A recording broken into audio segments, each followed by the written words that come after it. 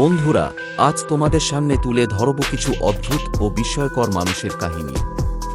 যদি আমাদের চ্যানেলে নতুন হয়ে থাকো তাহলে অবশ্যই চ্যানেলটি সাবস্ক্রাইব করতে ভুলবে না।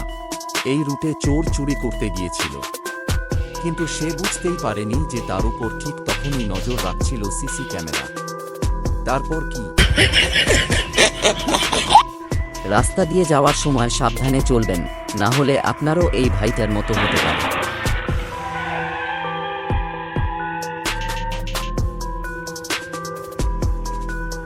মাত্র 10 মিনিটে এটিএম মেশিন কেটে প্রায় 14,65,000 টাকা চুরি করে দুই চোর।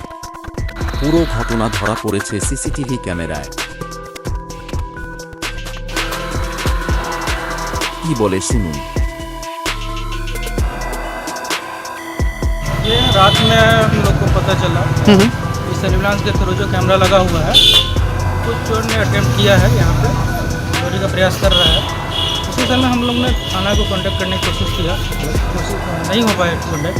फिर हम लोग ने सासाराम में बात किया कि सर वहाँ पे चोरी हो रहा है, हम लोग भी कुछ अल्टरनेट अरेंज कर रहे हैं और आप लोग भी ज़रा देखिए। फिर वहाँ से लोग आए, तब तक यहाँ पे गैस कटर से काट कर एटीएम को उसके जो बॉक्स होते हैं वो बॉक्स को लेके चला गया।